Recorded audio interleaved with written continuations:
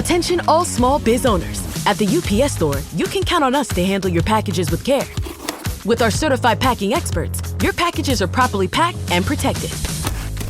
And with our pack and ship guarantee, when we pack it and ship it, we guarantee it. Because your items arrive safe or you'll be reimbursed. Visit the upsstore.com/guarantee for full details. Most locations are independently owned. Product services, pricing, and hours of operation may vary. See Center for details. The UPS Store. Be unstoppable. Come into your local store today. With Robinhood, not only can you trade individual stocks and ETFs, you can also seamlessly buy and sell crypto at low costs. Trade all in one place. Get started now on Robinhood. Trading crypto involves significant risk. Crypto trading is offered through an account with Robinhood Crypto LLC. Robinhood Crypto is licensed to engage in virtual currency business activity by the New York State Department of Financial Services. Crypto held through Robinhood Crypto is not FDIC insured or SIPC protected. Investing involves risk, including loss of principal. Securities trading is offered through an account with Robinhood Financial LLC, member SIPC, a registered broker-dealer. Calaroga Shark Media.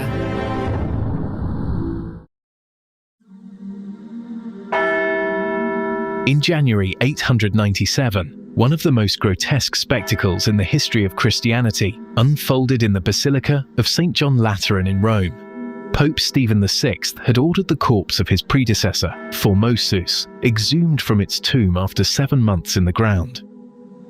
The rotting body was dressed in papal vestments, propped up in a chair, and put on trial before a horrified assembly of clergy.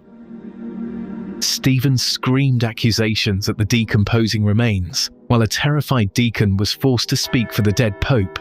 The corpse was found guilty of perjury and illegally holding the papal office. Its papal vestments were stripped away, the 3 fingers used for blessing were hacked off, and the body was thrown into the Tiber River. This macabre Cadaver Synod, as historians would later call it, marked the beginning of the most corrupt and scandalous period in papal history. For the next 60 years, the papal office would become a prize, fought over by Roman aristocratic families through murder, seduction, and betrayal. The spiritual leadership of Western Christianity would fall into the hands of thugs, courtesans, and their illegitimate children. Today, we explore the era known as the Pornocracy, when the successors of St. Peter became pawns in the hands of powerful women who used sex and violence to control the most important religious office in the world. This is White Smoke, Episode 30, The Pornocracy. The chaos that engulfed the papacy in the late 9th and early 10th centuries emerged from the collapse of the Carolingian system that had provided stability for nearly a century. The death of Emperor Charles the Fat in 888 had left the empire divided and weakened, creating a power vacuum that ambitious Roman nobles rushed to fill. Without imperial protection, the papal office became vulnerable to local political forces that had been building strength throughout the 9th century. Wealthy Roman families like the Theophylacti had accumulated vast estates, military resources, and political connections that enabled them to challenge traditional church authority. The papacy, which had once been a partner of emperors, now became a prize to be captured by whoever could muster the most force. The Cadaver Synod represented the first dramatic manifestation of this new reality. Pope Stephen VI, who had ordered the ghoulish trial, was himself a creature of the powerful Spoleto faction that sought to control Rome. His bizarre persecution of Formosus's corpse was not religious fanaticism, but political theatre designed to demonstrate his patrons' total victory over their enemies. The Cadaver Synod revealed how completely the papal office had been subordinated to secular political interests, explains Dr. Walter Ullmann, the magisterial authority on papal institutional development. Stephen's grotesque performance was not the act of a spiritual leader, but of a political operative destroying his patron's enemies through symbolic violence against the dead. The Roman population's horrified reaction to Stephen's spectacle demonstrated that even in this corrupt era, there remained some sense of proper limits. Stephen was deposed, imprisoned, and strangled in his cell by an outraged mob. Yet his death solved nothing, because the underlying problem remained. The papal office had become a tool of competing Roman factions, rather than a genuine spiritual authority. The rapid succession of popes in the following years revealed the complete breakdown of legitimate succession procedures.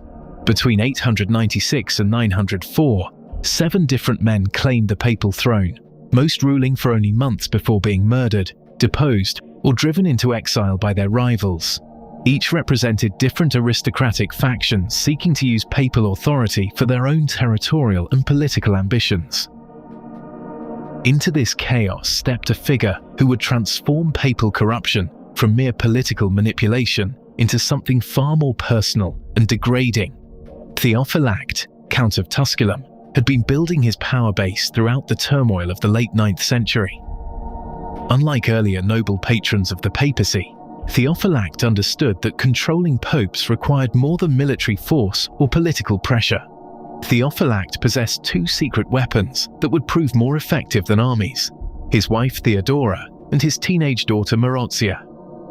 These women would discover that sexual seduction could accomplish what violence and bribery had failed to achieve, creating a system of papal control that would endure for generations through the most intimate possible means.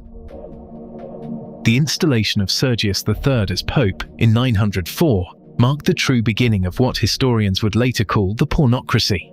Sergius had been a co-judge in the original Cadaver Synod and had spent years in exile after his initial attempt to claim the papal throne failed. His return to power was made possible by Theophylact's military support, but his long tenure would depend on far more personal arrangements. Theodora, Theophylact's wife, had already demonstrated her understanding of how to manipulate powerful men through sexual relationships. As a beautiful and intelligent woman from one of Rome's most influential families, she possessed both the social standing and personal skills necessary to move among the highest levels of church hierarchy. Her alleged affairs with multiple church officials created a network of obligation and dependency that served her family's political interests.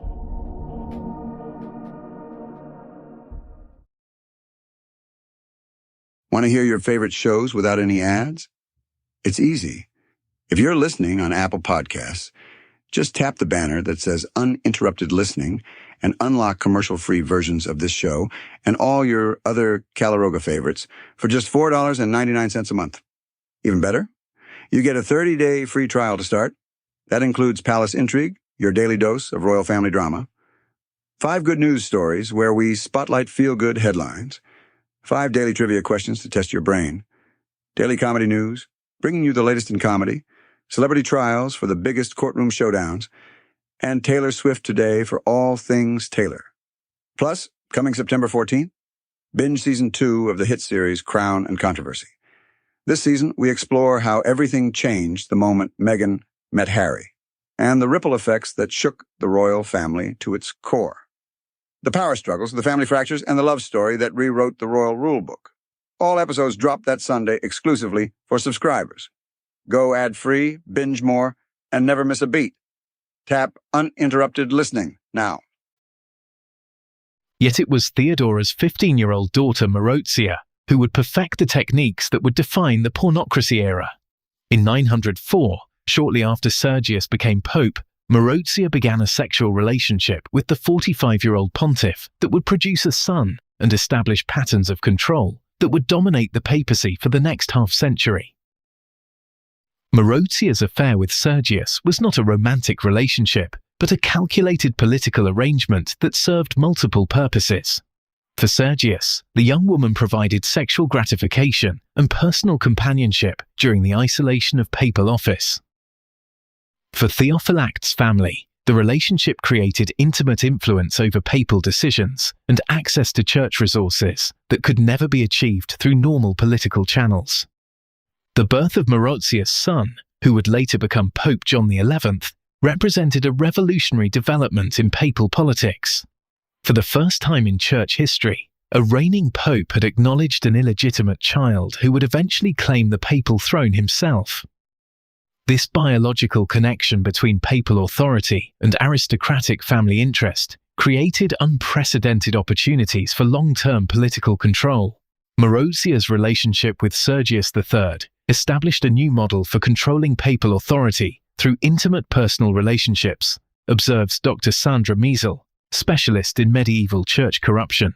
Rather than simply threatening or bribing popes, the Theophylact family had discovered how to make papal authority genuinely dependent on their continued favor through the most personal possible means.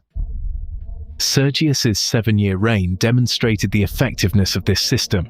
Despite holding strong personal opinions about church governance and theological disputes, he consistently implemented policies that served Theophylact family interests.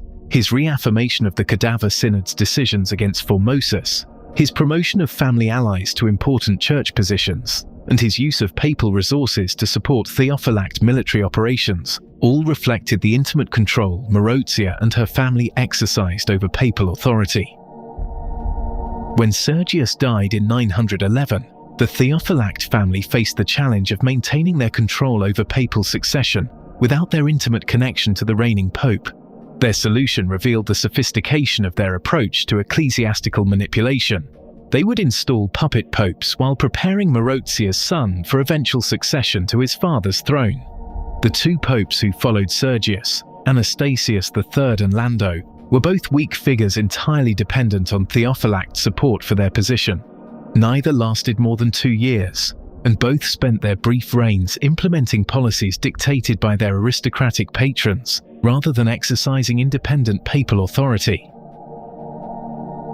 During this period, Marozia herself began to assume more direct political control. No longer simply the teenage mistress of a deceased pope, she had become a powerful political figure in her own right through her combination of sexual relationships, family connections, and personal ruthlessness.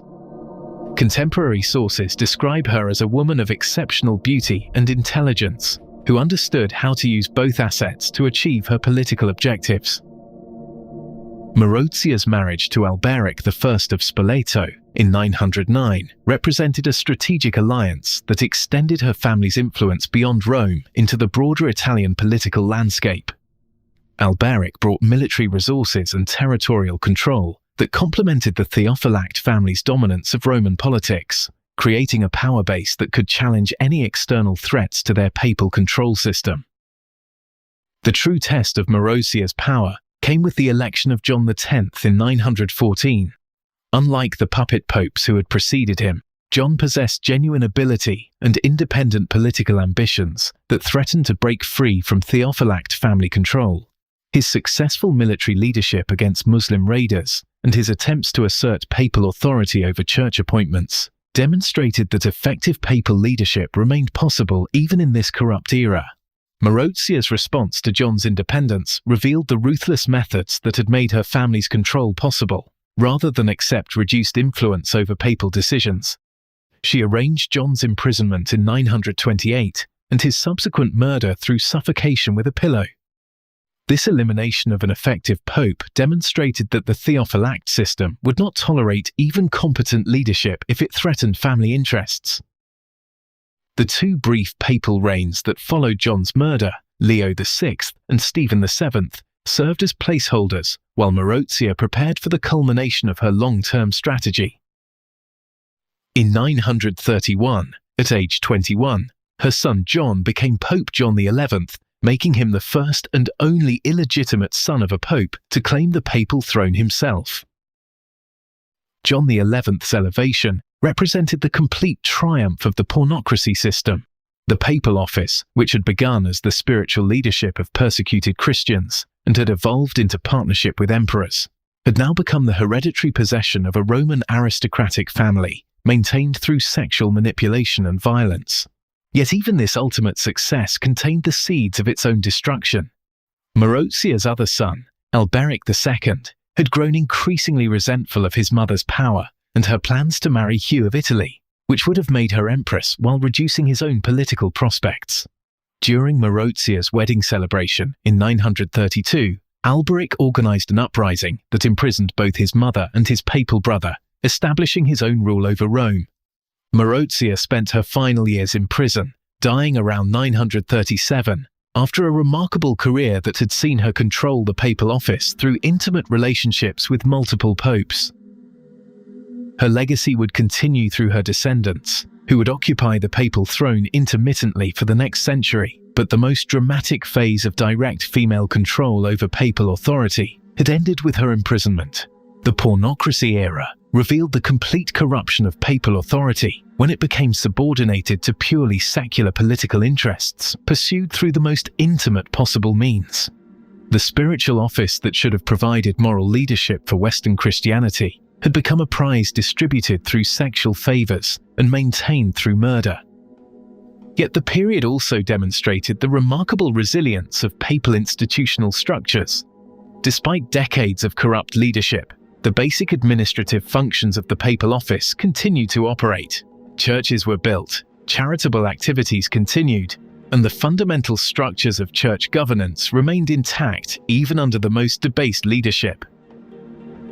The eventual end of the Pornocracy would require external intervention from German emperors who possessed both the military power and political motivation to impose reform on the corrupt Roman system.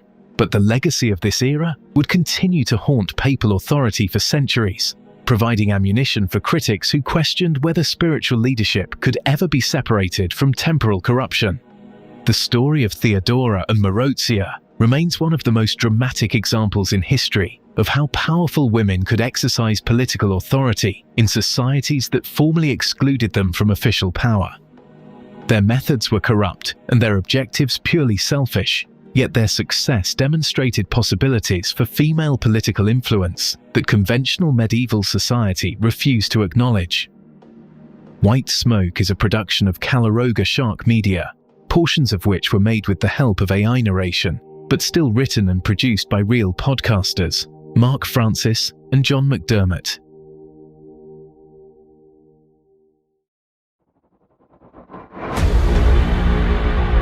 You can call me James. I spent 23 years designing aircraft that officially don't exist for agencies you think TV made up.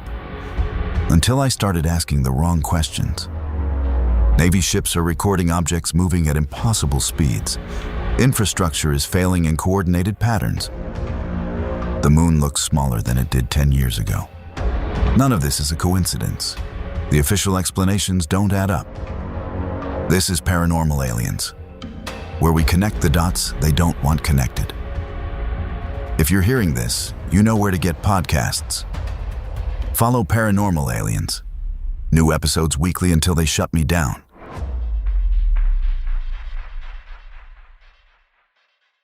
Want to hear your favorite shows without any ads? It's easy. If you're listening on Apple Podcasts, just tap the banner that says uninterrupted listening and unlock commercial-free versions of this show and all your other Cadaver favorites for just $4.99 a month. Even better, you get a 30-day free trial to start. That includes Palace Intrigue, your daily dose of royal family drama, 5 good news stories where we spotlight feel-good headlines, 5 daily trivia questions to test your brain, daily comedy news, bringing you the latest in comedy, celebrity trials for the biggest courtroom showdowns, and Taylor Swift Today for all things Taylor. Plus, coming September 14th, binge Season 2 of the hit series Crown and Controversy. This season, we explore how everything changed the moment Meghan met Harry, and the ripple effects that shook the royal family to its core. The power struggles, the family fractures, and the love story that rewrote the royal rulebook. All episodes drop that Sunday exclusively for subscribers. Go ad-free, binge more, and never miss a beat. Tap uninterrupted listening now.